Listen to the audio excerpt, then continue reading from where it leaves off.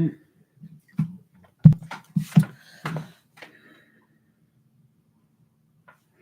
You're good at your notes. Who, me? We're live. Hi, this is Ruth Theresa with One Inspiring Woman, and we are live in the house tonight. I'm so excited. I know people are going to be jumping on. We've got a lot of people coming on. Don't worry about it. We are going to have a great night because I have two of my advanced students in the house. I've got Tina and Alix. Hello. Hi there. So we are excited to have them in the house with us. I am excited to be answering their questions. They have written down a whole bunch of questions that we are going to be I'm going to be answering for everybody. So thank y'all so much for joining in. If y'all have any questions about the topics they are asking me about, make sure that you jump in and ask anything you want. And we will get started with our questions. So what's our first topic? Okay, our first topic is aliens. Aliens. Oh Aliens. my gosh. Aliens. Okay. Okay, you read the first one. You got it. Oh, so I know there's all diverse type of aliens. The ones that I'm most familiar with are the Syrian, the Greys, the Pleiadians, light workers. We really want to know who would be the first to make contact with us. I feel like probably it'd be the Pleiadians or the Syrians would be the first ones.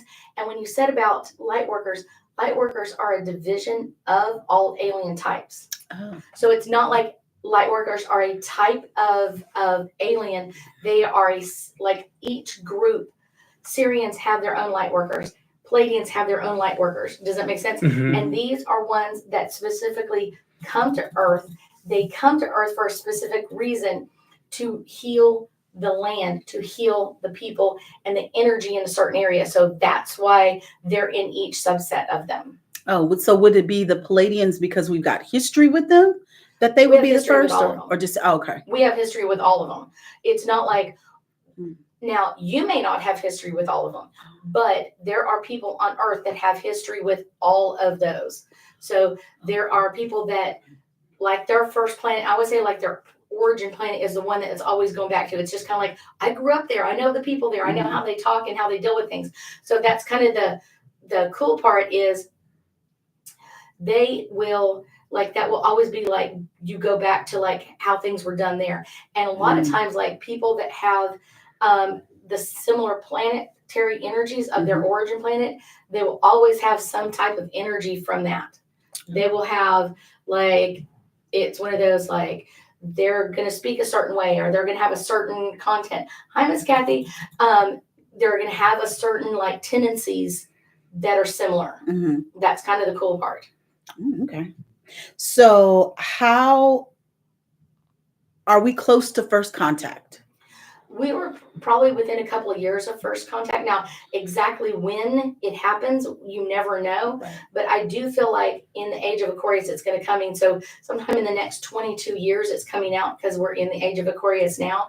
I do feel like it'll be sooner than later. I feel like it'll be in the next like 3 to 4 years compared to like 20 years from now. Oh, so sooner rather than later. Yeah. Okay. Okay, so how will people who've experienced abduction play into first contact? Will they have some type of role in it, or how will they play into it? Because they've obviously been in contact with these different aliens. So when you've had contact with an alien group, usually what that means is you have come from that alien group and you have chosen a mission to come to Earth. Earth is the ratty, nasty place that no one wants to go to. And they come here to learn certain things and then bring back that knowledge back to their group. So it's kind of like we're sending you out to go to war on Earth, and we're going to keep checking in with you. We're going to keep making sure that you're okay. We're going to make sure that you're all right. We're going to make sure that you're getting what you need and all of those things. And they're also downloading information.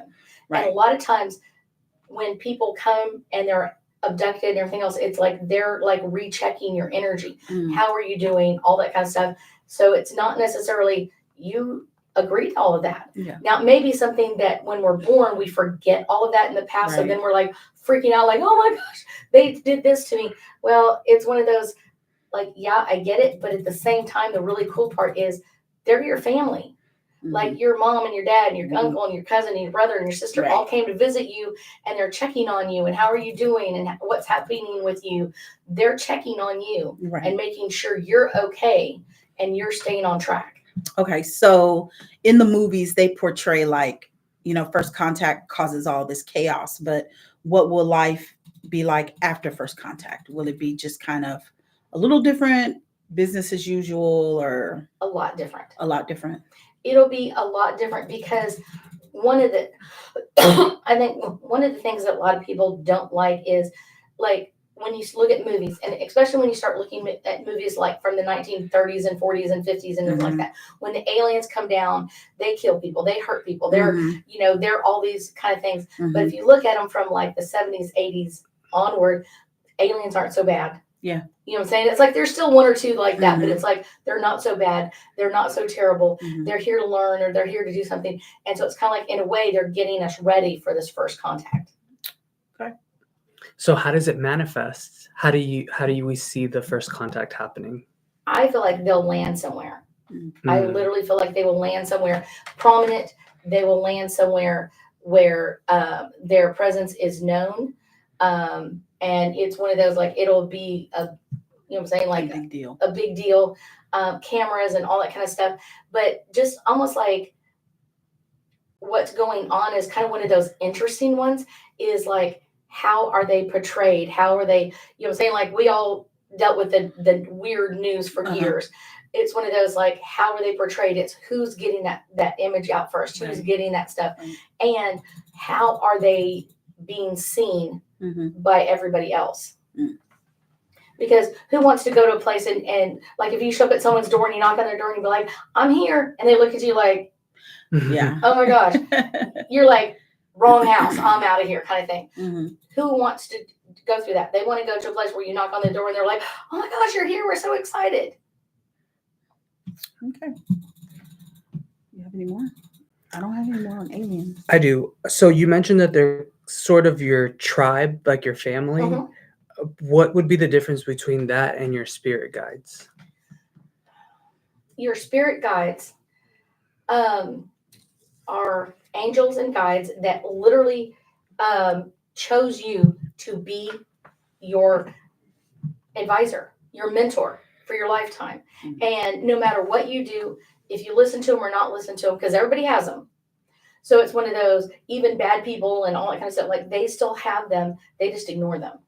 Like, they hear that you shouldn't do this, you shouldn't do that, but they're choosing differently. So that's kind of the cool part about it. So it's kind of like, so they get to kind of see that differently in a different way. And, but your alien family is really kind of the interesting part is, hey, Miss Empress, how are you doing? Kind of one of the things that's really interesting is that doesn't circumcede or take over anything from your alien family. Like, you're still part of them. But your alien family may not be your origin family, like what planet you came from. Right. That could just be where you're from now, kind of thing. So moving on, similar, everyone's been interested in the drones and orbs. Yeah. The drones. So, do you have a specific question? You just want me to? I think we all just want to know, like, the who, what, when, where. Yeah. Okay. Are they from the aliens? Are they not? Okay. So, and they picked the deck for me too. So, the first card I pull is the mystery card. This is the 8th house, and this is all about the divine mysteries in your life. And I feel like the government is trying to make it a divine mystery, even though it's not a mystery. Everything else. I do feel like it's a combination between our U.S. government and China as well. And a lot of where we first were seeing them come out is a lot of places in the Northeast. So they were flying from Canada into the United States, or flying from the north to the south is what I was getting. And they are trying to track what's going on. They're trying to see, you know what I'm saying, like what's going on behind the scenes, because it's almost like they're the same thing. Like, we can't trust everything that's going on. Hello, Miss Sharon. Sharon says hi to everybody. Okay, Hi there. Sharon. But it's like they're wanting to hide things, but they're also trying to like visually see what's going on. So there's a lot of mystery with it. It's one of those, and I do feel like one of the interesting parts about, and I don't want to go into it too much because I know we're going to be talking about 2025's energy. One of the cool parts is the more we get into the age of Aquarius, it's going to be harder and harder to keep secrets. Yeah. Like, so these are some secrets that will be popping out from time to time. It's like just all of a sudden, like, boom, here's the secret. Here it is. So you don't think it's like a testing piloting program where they're just trying to test out these drones, or they really are trying to figure out something? They really are. But also it's a passion project. They want to know what we're passionate about. What, you know what I'm saying? Because it's like, what does everyday life look like? How are they going to interact with that? And a lot of them really have kind of some interesting activities. I mean, like, we've seen them out in the streets and that sort of thing. But the ones we haven't always noticed are the ones that are in our backyard, the ones that are hovering outside the window, watching us eat our breakfast or do our lunch or whatever it is. Like, that's kind of the crazy part about this, is a lot of these are very interesting energies of, like, they're just trying to figure us out. Like, what are we actually doing? What are we not doing? And the more active you are, I think, on social media, the more active they are in your area. So could they be from alien source? There are a few from alien sources, but I will tell you the majority of them are from China, and then the United States, and then aliens. So if you put them in order, like the most, the middle, and the least. Okay. Well, I think we're ready to move on to the next subject, which would be subject is angel numbers, isn't it? Yeah, the 2025 energy and angel numbers. Okay. So do we want to jump into the numbers first, or do we want to talk about the energies of 2025? We can start off with the energy. Okay. The energy of 2025, of course, 2025 is a 9-year. If you add all the numbers up, it is a 9-year. A 9-year is all about releasing and letting go of. That's part of kind of like the age of Aquarius is going to be pushing us into, and I don't mean like the bad secret, you know what I'm saying, like the crazy stuff. It's kind of like the stuff that makes us better people.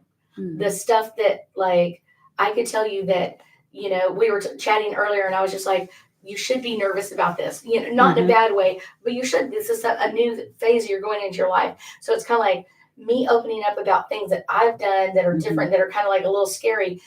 Let you know, like, it's okay for you to be a little scared. It's okay for you to be this way. So it's kind of like opening up in that area. Kind of the crazy stuff is the age of Aquarius is where Pluto is. Pluto is our planet of mystery, of like things that we want to keep left alone. Like, who killed JFK? Who did this? Why did we do this? Did we really go to the moon? Did we really go here? Did we really do this? Did they really crash in Roswell? All of that kind of stuff is going to be seeking the truth. So the things that people wanted to hide in the closet is coming out. Now, the crazy part about the Aquarius age is kind of the cool part is Aquarius age is that hippy dippy, like, you never know, like, boom, here we go. And you're just like, okay, I expected the truth, just not in this way. Like, I didn't expect this. So that's kind of the fun part about how it's coming out, is that quirky kind of energy. Like, someone will just leak this. And we're already seeing that in so many different areas. And like, literally, I've noticed this over the last, like, probably year or so, like, more and more things, like, people are trying to hide it and the truth is coming out. And people try to hide it and the truth is coming out. It's like, yeah. So what should people do to prepare for 2025? I mean, it's already here now, but it doesn't really, I think you've said before, like, it doesn't really start till later on this month. Like, we don't get into the energy of it. And stuff like that. So you have a lot of restarts in January. Of course, you have January 1. Then you have January 11th, has a great energy as well. You have January 7th, or January 8th. You have the 17th, you have the 19th. Like, there are like a lot of restarts. And then the major one we walk into is at the end of January. I think it's January 26th. We have our Chinese New Year.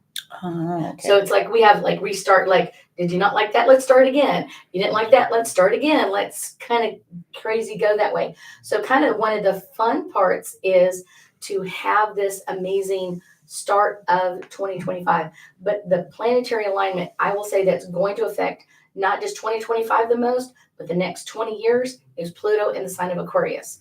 Mhm. And it's one of the weird parts is it just came into Aquarius energy and it'll do its first retrograde this year. Mhm. That's going to be funky because it's kind of like that kind of like backing up energy. Mhm. What are we going through? And hi, Miss Madam, how are you doing? There, like if you're ready for it, you're ready for it. The thing is, make sure that you are doing what you're supposed to be doing and you're not withholding. When Kinda you say like- withholding, what do you mean? Like withholding, like if you could make someone else more at ease, do it. It doesn't mean you need to go show everybody your high school yearbook and be like, look how geeky I am or whatever else. Like, I can't believe I wore that outfit. Like, it's not that kind of stuff coming Mhm. out. It's like, when can you make someone else's life easier? When can you tell someone else, like, this is the cool part. This is the kind of the crazy part. Okay, so Madam is saying, which is Carmen, there has been a lot of black shapes flying in the clouds, and this has been seen on the news live. Those are aliens, and she's asking kind of who could it be? It is aliens. I do feel like it's a palladium craft that they're working on. That we're dealing with. Mila, this is a topic I have two of my advanced students, so just let's go through the intro again. I have two of my advanced students in the house that are asking me questions live. So I literally do not know what their questions are. I have no idea what they're going to ask before they get here. So that's kind of the cool part. So they're just literally going through anything and everything that they really want answers to that relates to what y'all want. Like, what are the answers you have? If you have a question relating to the topic that they're asking about, ask it. We'll answer it for you.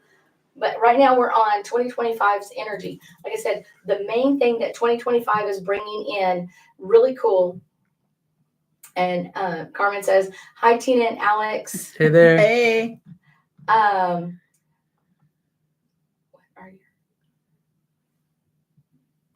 So that's kind of the cool part, kind of like where is, you know what I'm saying, like what is coming out. Now, one of the things that's kind of interesting in 2025 that's also coming out is there are new abilities coming out. Oh. So, and I think I did a video a couple of weeks ago. My grandson, who's 18 months old, we were walking to the park, which is like a block and a half away from his house, and he literally was going up to each and every tree and holding the tree. Hmm. Holding the, you know what I'm saying? Like, this is a 17-month-old child at the time, and we're just walking down the street, and there, like on his street, there's a lot of big trees and stuff like that. And there were several ones that he would walk up to, and he's literally almost meditating. That is a geosensitive child. Geo meaning earth, sensitive meaning he's sensitive to the energy of the trees. So it's kind of like he always wants to go outside. If you're at his house, he will literally bring you your shoes to put your shoes on so you can go outside. Outside. He wants to go outside. It's like that's kind of the stuff. Divine Empress is Gigi, and she says, "Hey, Miss Tina and Alix." Hey. Well, we were wondering about. My question, and I think Alex is similar, is like, what's the most important angel numbers for the year of 2025? If there's any most important one or ones we should look out for. I will say kind of the ones that I kind of get is the number 22. Oh. So this could be 2, 22, 222, you know what I'm saying? Like 3 twos, 4 twos would be one. And that's about balance and harmony. And that's really what Pluto is pushing us into, is balance and harmony. The other one I would get is kind of an interesting one. We're going to see a lot of 9s, which is all about letting things go or releasing things. 999 is all about completion phase. It's all about preparing you to get rid of things, because if you're hanging on to the old, you can't move into the new. Carmen keeps saying she's seen 808. So 8 is all about abundance, financial security coming in. The 0 is letting you know there's a reminder of like infinite possibilities. So the 8, it's like infinite possibilities, and infinite possibilities is actually the way that message would be. All right. That is interesting. What are some other spiritual tips for 2025? One of the things I would probably say is probably one of the best things that you could do is ground your energy. Even as we go into the next couple of weeks of having like the worst part of our winter here in Texas, make sure that you're grounding. Make sure that you are connecting with grounded energy. Let's see. And it doesn't mean like you need to ground every day. It's like when you feel like it, like I feel light and airy and I feel like I'm not grounded, then go ground. Mm-hmm. Or do a meditation that Carmen says 2025 is her year. Yes. And 2025 is all about releasing the old, and grounding can help you release, because grounding can put you in connection with that tree, so the tree can take on what you can't handle and release it. How do you identify lucky numbers? Ooh, lucky numbers are numbers that are like, it's important to each person. Does it make sense? Like everybody has like a lucky number. I have a client that I was talking to the other day, and 7 is his lucky number. Well, for me, 7 is not a lucky number. Like it is not my lucky number. So that's kind of the cool part. One of the things I will say is everybody has their own lucky number. And once you find your lucky number, stay with it. So my lucky number is 3. Okay. And it's because I'm the 3rd child. So my mom would always say number 3. She ended up having 5 kids, I know, which is crazy. But so it's like I've always connected with that number. I've always connected back to, and everybody has like a different reason why they love certain numbers or why they connect with certain numbers more than others. So everybody has their own number, and keep using that number. You know what I'm saying? Like it should be part of your email address. It should be part of your password or whatever else. Like keep using it so you keep that connection to it. Carmen is asking, how do I remove negative energy before we get home? One of the things I will say is probably do an energy spray. If you've got a lot of negative energy before you even walk in the house, you can do that. You could also do like a line of salt, whatever door your family goes in. And I think for her, I think it's like our garage door. I think they come in the garage door. So I would clear the energy on that garage door. So when you're walking past it, like over that threshold to go inside, it's kind of clearing that energy over and over again. That's a good idea. Okay. And what she's asking about is like birthday numbers. Birthday numbers can also be very prevalent in like numbers. So favorite numbers. Yeah. I had a client that was seeing like her birthday number all the time on the clock, that sort of thing. So it's just kind of like letting you know you're in alignment, and you need to keep staying in that alignment. I think also, what about birth order? It can your number can come from anywhere. It could come from anywhere. But it's one of those, it's like, if you're kind of like, I could use that number, then it's not your number. Right. Does that make sense? Right. It's kind of like, I kind of like you. That's not your number. It has to be like, oh my gosh, it's my number. Oh my gosh, it's my number. Like it makes you excited. That's your number. If you're kind of like, I could pick that number. No, that ain't your number. That's interesting. It has to be a number that makes you excited when you see it. Like, that's my birthday. That's my whatever it is. That's the day we got married. That's the day that we did whatever. I have to think about that. I think we're ready for our last topic. Our last topic. Yes. Okay. So it would be soul contracts. Soul contracts. So my first question is, do we call them soul contracts or spiritual contracts? They're the same thing. Same thing. Okay. It's a tomato kind of thing. Okay. It's a tomato kind of thing. Okay. There is no one or the other. It's the same thing. Okay. And briefly, what is a soul contract? So the best way to explain a soul contract is, in heaven, before we come to earth, it's like a cross between girls playing house and a football huddle. Okay, it's the best way to put it. So little girls playing house, they'll be like, you're going to be the daddy, and you're going to be the mommy, and I'm going to be the daughter, and you're going to be the sister, and you're going to be the brother, and you're going to be this. And does that make sense? Like they're picking up all of that energy. And then where we get into the soul contracts, you and I are going to have communication issues. Mhm. And we promise our contract is we're going to work through that. Does that make sense? Yeah. Like, we're going to have this problem, we're going to have these issues, but we're going to work through them in Mhm. some way, shape, or form. But we could also have a contract that you and I are going to have issues with lying. Mhm. So we may be in a relationship and you lie to me or you cheat on me or whatever else, and then you lie about it. That's part of the soul contract. Doesn't mean that we have to stay in that relationship. It just means that we're going to work through it. We're choosing, I'm not going to let you off, you're not going to let me off, we're going to work through this. And so it doesn't mean you have to stay in the relationship, it means you need to work through it. It sounds like, when you think about it that way, it sounds like, okay, all the stuff that results from that is supposed to be a part of that. Right. Growth experience. That Yeah. growth experience. And it's kind of the weird way to explain it, but we have like this long list of things that we're supposed to learn while we're on earth. Mm. Okay.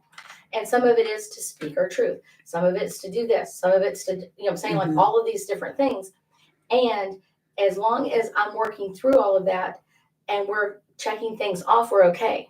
When we start to have issues or problems is you and I had a soul contract that we were going to go into business together. Mhm. And we both decided you're going to, just for wild numbers, you're going to put $1,000 in and I'm going to put $1,000 in and we're going to build a condo and we're going to let people rent it. That's our soul contract.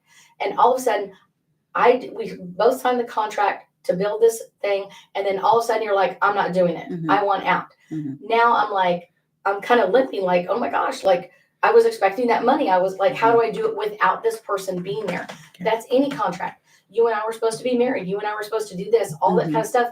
And that other person can change the contract or modify the contract. But it's one of those, if it's not done in the right way, it's one of those you always feel like, well, she was supposed to be here. She was supposed to be part of this with me. Mhm. And she backed out at the last minute. Mhm. Means it didn't rewrite that soul contract ahead of time. Okay. Does that make sense? It does. I think one of the things that people always, where I would assume, is that they're always positive. No, They're not. it can be anything. It can be anything. It can be any kind of contract we make. So you could have a contract where you're supposed to rob me and I'm supposed to do something or something crazy like that. Yeah, Oh, okay.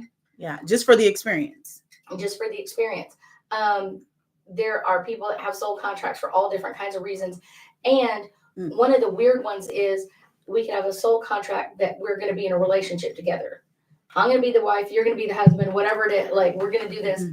And then we get into the relationship and you start beating me. Mm. That's not part of the soul contract, but you feel confined by it. So you're taking your frustration out on me and you're beating me or whatever else. It's like now we're dealing with, does it make sense? Like we're dealing with this weird contract. Doesn't mean I need to stay in the relationship. Uh-huh. And it could be a part of my soul contract with myself is I'm going to stand up for myself. Mm. So even though this is happening, I'm going to make arrangements. I'm going to get out of this situation. Okay. Yeah, that kind of, I'm wondering about identifying the lesson of the spiritual contract so that you know the lesson. What is, if you don't when hear you should any, get, if you don't hear anything else, the lesson is the most freaking blankety blank, most important thing of everything. Mhm. It's not how you learn the lesson. It's the freaking lesson that's the important part. Mhm. Otherwise, it's repeated. It's repeated over and over because it's one of those, we all have that friend that has dated the same type of person. They may be taller, thinner, fatter, shorter, uglier, whatever it is, more money, less money, whatever. And you're like, dang, when are you going to freaking get this lesson with this? It's the lesson. That's the most important part. It's not anything else. They're laughing at me. Thank you. They're laughing. Oh So, my with that gosh. being said, why are soulmates not obligated to be together? Mm. Soulmates, we could have a soulmate to be friends. Okay. We don't. It doesn't mean that we need to be married. Yeah. We could have a soulmate to be friends. We could be a soulmate to support each other. We may be going through something similar at the same time. It's not always the same. Does that make sense? Like it's not always the same thing. Mm-hmm. Carmen is asking, how is this year going to be for narcissistics? Say that again. How is 2025 going to be for narcissistic energy? Okay. The interesting part is narcissistics hide their narcissism. all the time. And the funniest thing, I think this is the funniest thing about narcissistics, is they're the first ones to call you a narcissistic. If they're the narcissistic, they'll be like, it's her. She's a narcissistic. Mm-hmm. And it's like, seriously, they will point the finger at someone else and go, it's not me, it's him. It's not me, it's her. It's not me, it's this person. Because they don't want to be revealed as that person. And 2025 gets to the energy of, you can't freaking hide. Yeah. So that's kind of the crazy part, is like, they can't hide from it. And that energy is going to keep pushing them to like speak their truth or whatever else. Doesn't mean that they're always going to do that, but they're going to be pushing to kind of like, and not be able to hide as easily as they've been in the past. Okay, I'm kind of playing off of Alex's question, but it's a little bit simpler. Are star-crossed lovers and twin flames, are they the same type of spiritual contract? Okay. Okay. So when you're dealing with someone that is a star-crossed lover or twin flame, have you dealt with them in previous lives before? Sometimes yes, sometimes no. It could be a new contract or it could be an old contract. And how, if you have that feeling of familiarity, is that because you have had a life with them, or just it doesn't matter? Okay. It could be that you remember them from heaven, like when you made the contract.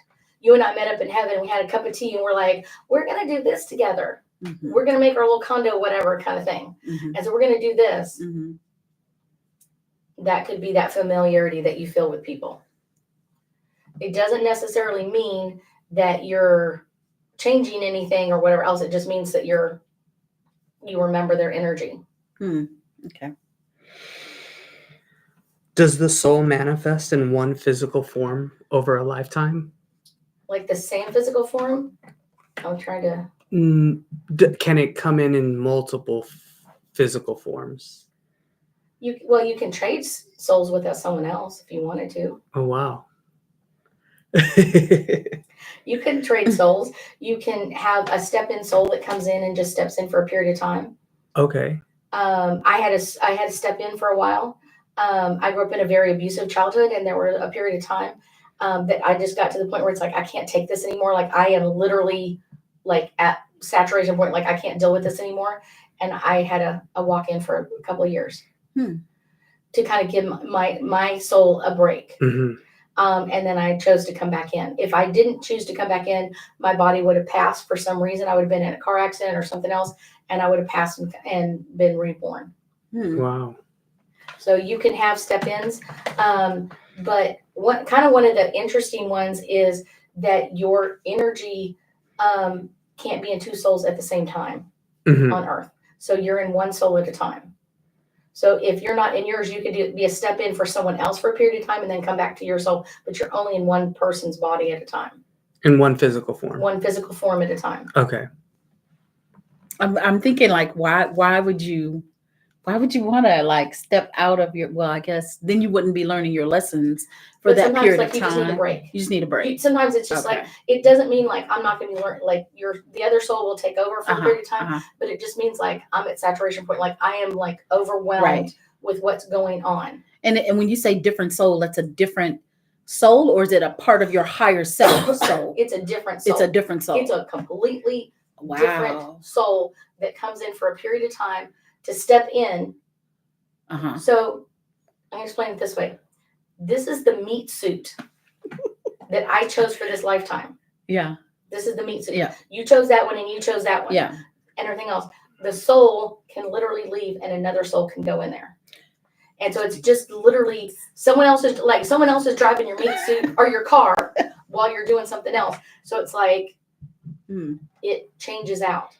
Does that make sense? So kind of like in an interesting way, you take a break for a little bit. And some people will go through this kind of like for a period of time. And you get to the point where it's like, I need a break. My childhood was really like not easy. And so when I finally got out of the abuse part, I literally was like, I've got to take a break. Wow. So that was just one of those. Well, I think I have another one. Sharon's asking once again. Okay. How did you find that souls can step in? It's one of those, my angels and guides gave me that opportunity.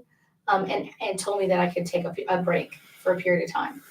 So it's rare, or it's you It's you not can very do com- it if it's you not very need common. to. You get it if you need it. You get it if you need it. Yeah. But it's one of those, like, it was a really Yeah. advanced thing.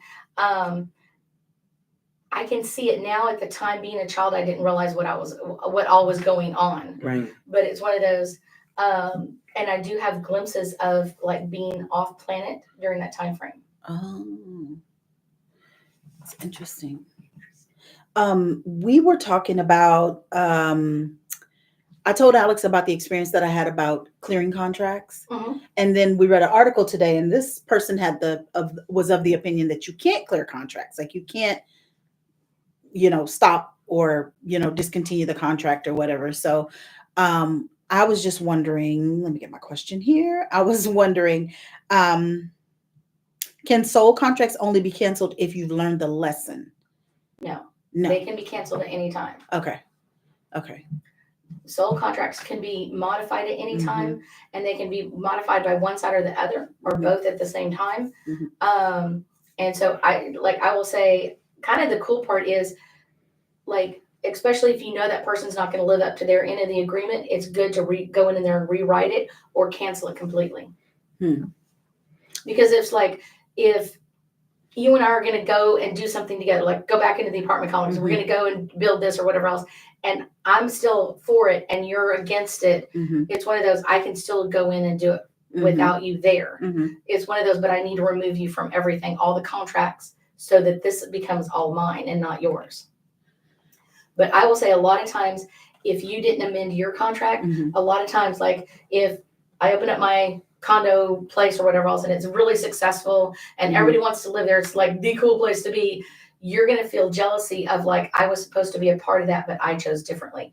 Or you might go, jealousy kind of comes in and going like, that was supposed to be mine and you pushed me out. Like, I'm rewriting the history. So parents can cancel contracts as well for their kids.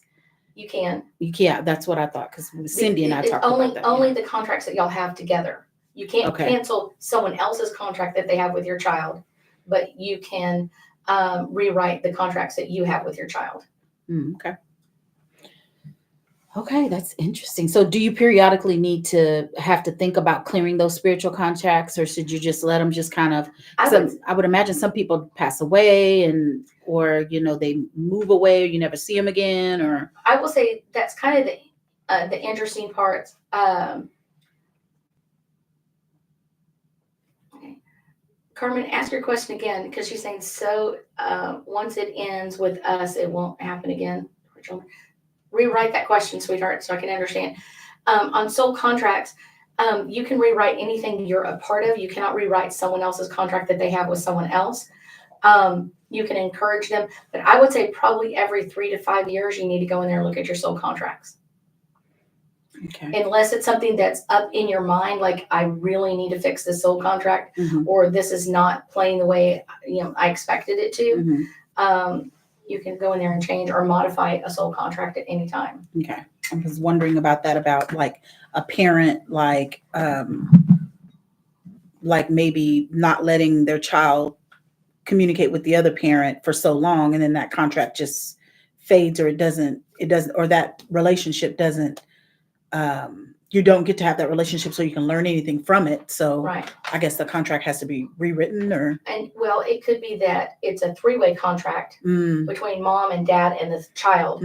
So that means that maybe the divorce happens and mom doesn't want dad to be around the kids or whatever else. Like, I'm saying, a lot of times that really happens a lot with narcissistic energy. I know it sounds weird, but it does, because I don't want them to be influenced by someone else. I only want to have the influence on them. So a lot of times, like, won't let them be around that other parent, and they'll make up all kinds of reasons. Sometimes they're truthful, a lot of times they're lies. But once that comes in of, like, I'm keeping this child from this person, it could be my contract to keep you protected. Maybe your dad was a bad person or whatever else, or I was afraid that he was going to teach you something that I didn't want you to be taught at that time. So there could be a lot of underlying stuff going on. But kind of the best way to look at something like that is literally pull out and do a vision from a distance. Does that make sense? Mhm. Like when you're in the mix of it, it's kind of like hard to see it. Does that make sense? Like you're in the mix of what's going on. So it's kind of like, am I seeing everything for what it is? But if you pull out, like, I can look at this globally. Now I can see it as a distance and not part of it. Like what else was going on? What other factors were happening in their lives that could make up for that? That's interesting. So Carmen, maybe y'all can help me answer this one. If we end something that we picked up from our parents, not come back to our kids, you may have to, that may be a soul contract that you need to clear out with your parents. But a lot of times I think when we deal with issues from our parents, one of the interesting parts to do is understanding your parents are broken people. They have their own issues. And I think sometimes we never get to see them as as adult to adult. We always see them as like they're older and they should know better and stuff like that. They are flawed, imperfect, broken people, and they chose to have kids anyway. And it's one of those, and some of those they were like, yes, I'm going to fix this issue or problem. And sometimes they brought that child into that broken energy. You know, and we all know people like that. So it's kind of like, it's not necessarily bad, but understanding like after you get to a certain age, put your grown-up panties on and go on with life. Like, you know what I'm saying? It's like, you can't, I mean, I have friends that are in their 50s and 60s still blaming their parents for stuff. And I'm like, are you kidding me?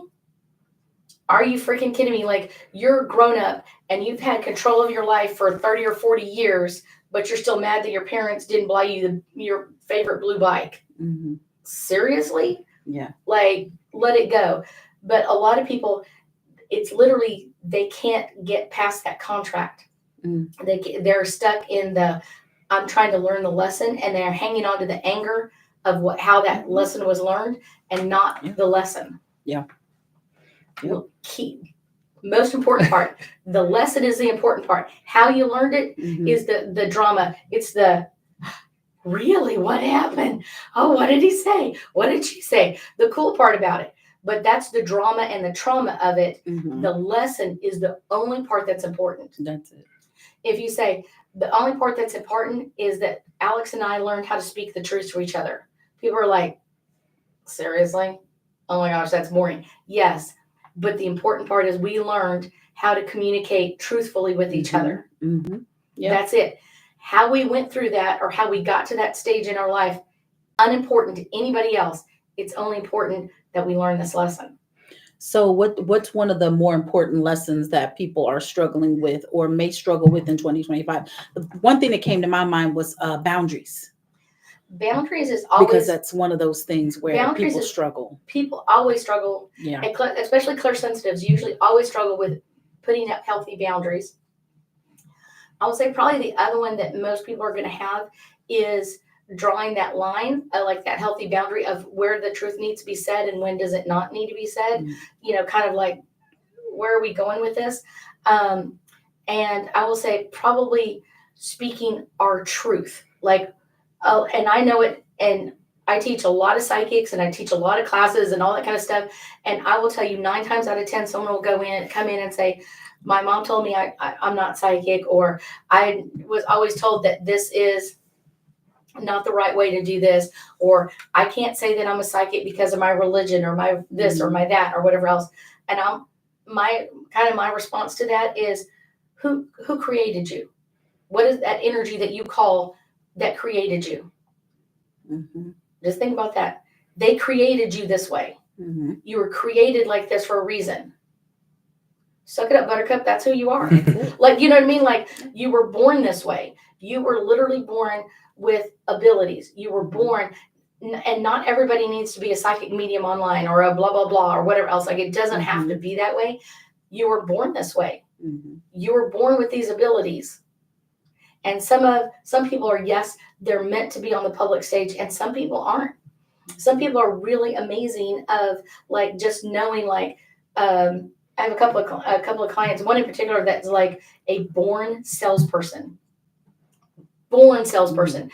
And it's like they use their psychic abilities to sell their product, not to buy something that you don't want, Right. but like, how can I correctly interpret what I need to say, or how do I like open up their energy so that they can understand what I have to tell them, or how I need to explain this. Kathy on YouTube is saying that boundaries, would be me. I'm learning it though. Boundaries is not a one and done kind of lesson. It's just not. It is going to take time and effort to learn this lesson. Yeah. It literally is, because one of the interesting parts is you may have a different boundary for each person in your life. Mm-hmm. It's one of those, your Tina boundary may be here, but your Alix boundary is here. Mm-hmm. You could, and then it's like, for different people, you're going to have them in different spots. It's not going to be, everybody's going to have the same boundary. But one of the things, when someone crosses your boundary, you're the one who has to change. Mm-hmm. Do not point your nasty little finger at me and go, it's their fault. They did this. Mm-hmm. You're the only one who can change your life. If someone steps over your boundary, you need to be like, here's my keys, here's my bag, here's my jacket, I'm out. Mm-hmm. We're gone. You're the one who has to change. Yeah. Because a lot of people tell me that, like, I want, you know what I'm saying? I want Tina to change, or I want Alix to change. Great. That's awesome. That is phenomenal. Like, oh my, like, good for you. How are you going to make them change? You can't. The only way I can make them change is by changing how I deal with them. Yeah. That's it. So if I change how I deal with them, it reflects. Then they have to change how they're dealing with me. End of story. I want them to change. I need to change me first, so they'll change. It's everybody in your life is like that. Yeah. Carmen is saying, I can't wait to come to the new year, new you group reading. I am so excited about that. I'm so excited. And it's kind of funny because it's almost like the same people keep coming, and people are like, you need to advertise more. And I'm like, I love that it kind of stays small in that way. I kind of like it. It's one of those, it's nice when you have different people that come and go and that sort of thing. But I love that it kind of stays small, because it's kind of like those people can track. And literally, I've had people that literally will text me or message me throughout the year and go, exactly what you said in that reading, New Year, New You, 2023, or whatever it is. That's exactly what just happened. Wow. And they'll be like, like, yes. Any other questions y'all have for me? I think we're ready. Do you mind pulling 4 cards for the 4 quarters of the year? We are going to pull 1 card for each quarter of the year. This is quarter number 1. Quarter number 1 is opposition or confrontation. We are going to be dealing with this, and not in a bad way. Anything that confronts you means that you need to set healthy boundaries. So anything that confronts you, we're Mercury just came out of retrograde. So it's a great time to voice things, to give things a voice, communicate with other people. But if something is blocking you, figure out why. What is the lesson that I need to learn in that lesson, in that part of it? It's right here. Quarter number 2. And I'm almost thinking Saturn will be in retrograde at that time frame, because this card is Saturn. Saturn will be in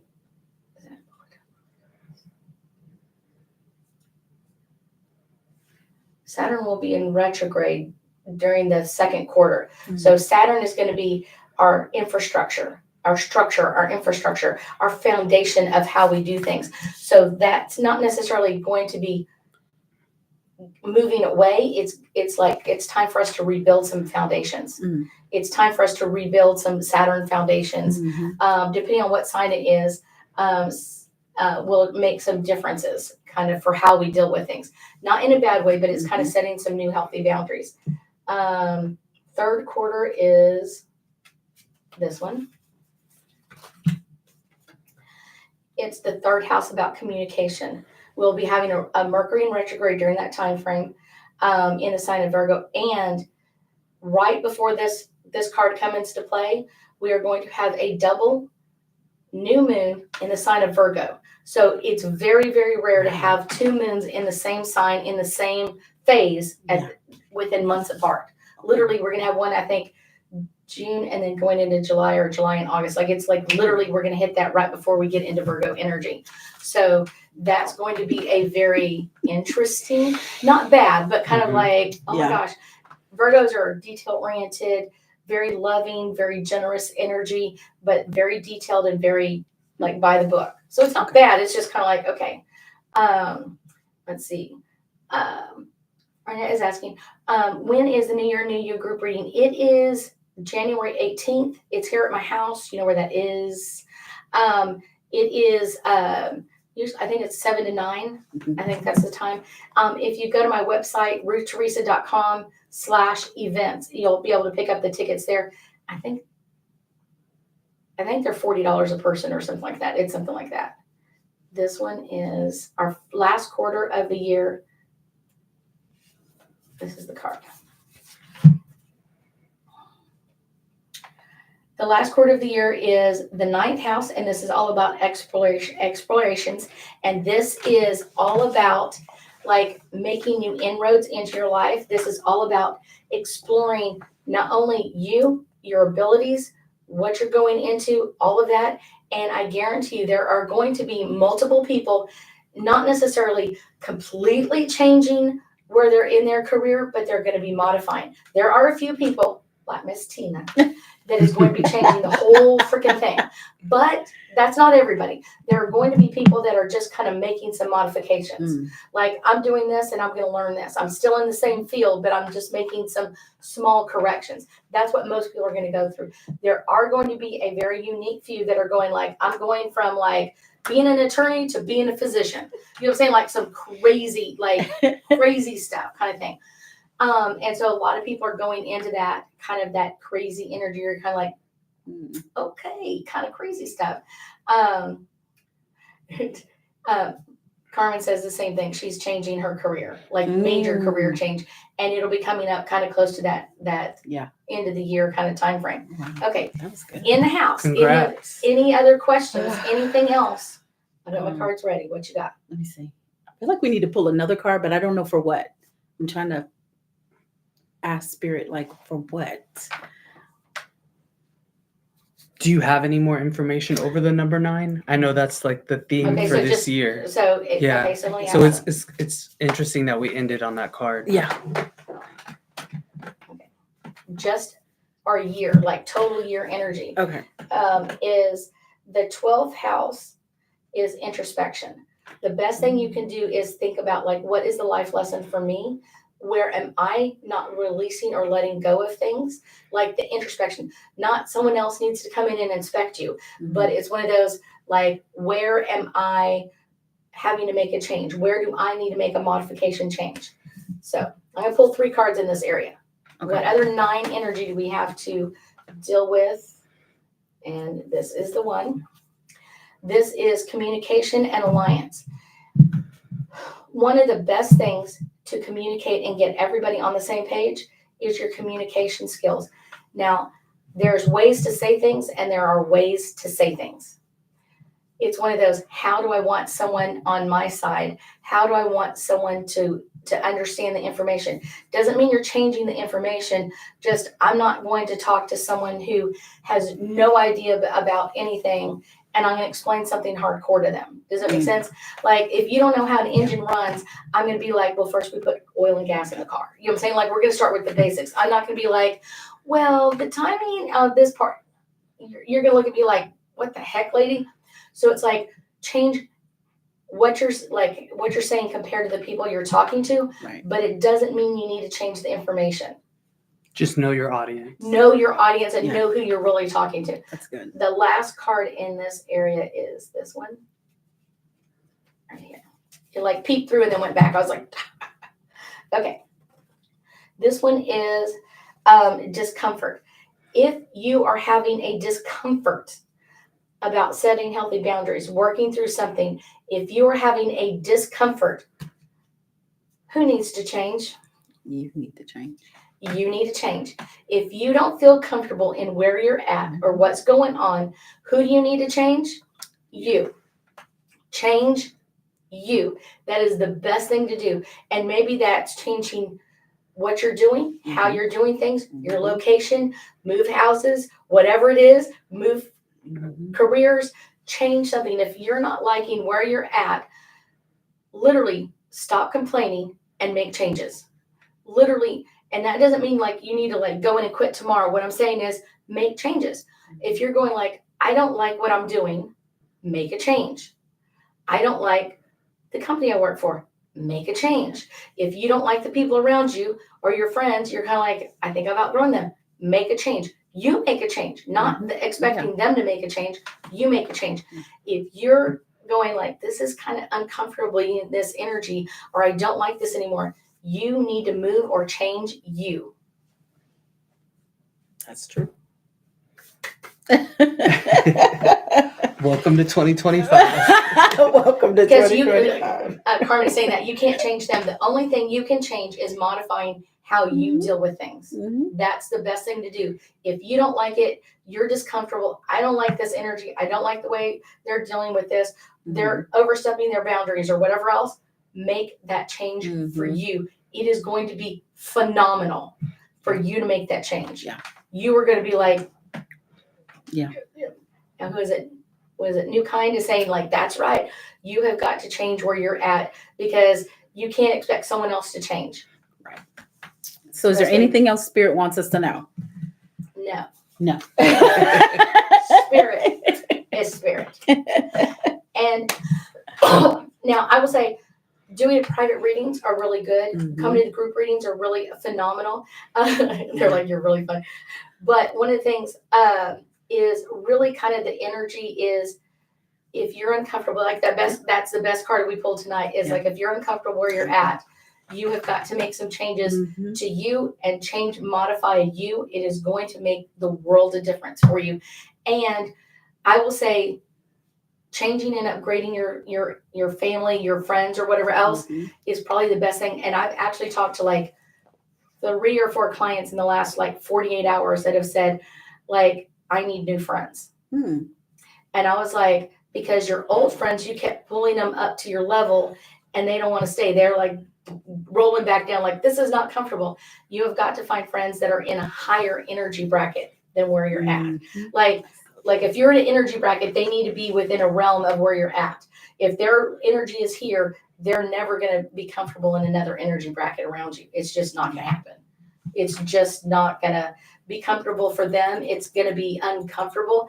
And so like, if you're going like, I love these people, they're still my friends, but I need to like maybe limit how many times I'm around them a year, or I need to like only see them once a quarter, whatever it is, I've got to change where I'm at. And finding new friends that are on your same wavelength will be amazing. How important in 2025 will it be for people to change their story, to go from one story to a different story, or change their story, or let things go? The story is what we talked about, is like the whole story is like the crazy trauma.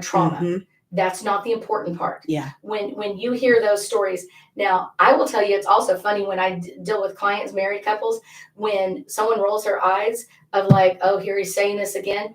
You already know that's not like they're saying the same, blah, blah, blah. It's almost like they're regurgitating this whole problem. Blah, blah, blah, blah, blah. This happened to me in 19, blah, blah, blah, blah. And this happened to blah, blah, blah, blah. What they're remembering is the drama and trauma, how they learned a lesson. They didn't take away the most important part of the lesson, which is what lesson did they learn? Yeah. Which could be to set boundaries, or to stand up for yourself, or whatever it is, yeah, or hold someone to the contract, or whatever whatever that lesson was. That's the important part. When people go, well, he said this to me, or she said that to me, you've already lost the whole thing. You like literally you're stuck in the past, and you need to get out of the past and go, that was bad. Whatever happened, like it was there for me to learn a lesson. It was not supposed to be a life sentence. Yeah. It was supposed to be a lesson, not a life sentence. I like that. Yeah. Done. That's the way we roll, baby. That's the way we roll. That's the way we roll. We are literally in an hour. Oh my God. An hour here. Like they're like, what? Okay. I thank y'all so much. I am so excited that y'all are with us. If y'all want to schedule an appointment, I will put all the stuff on there. If you want to come to the group reading, you are more than welcome to. I love new people coming, but like I said, you're going to have some oldie moldies with you that are still in there that are going to be like, oh yeah, I've been here for like all these. Yep, that's the way it goes. They are going to be kind of the crazy energy. So just know that they are there for a reason. Thank y'all so much. I will see y'all.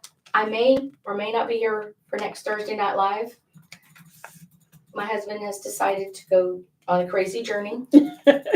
That's good. Crazy into journey. realms unknown. I'm so excited. I thank y'all so much. I will see y'all really, really soon, but I will post when I know what is happening with us. Thank y'all so much. Y'all have a great week.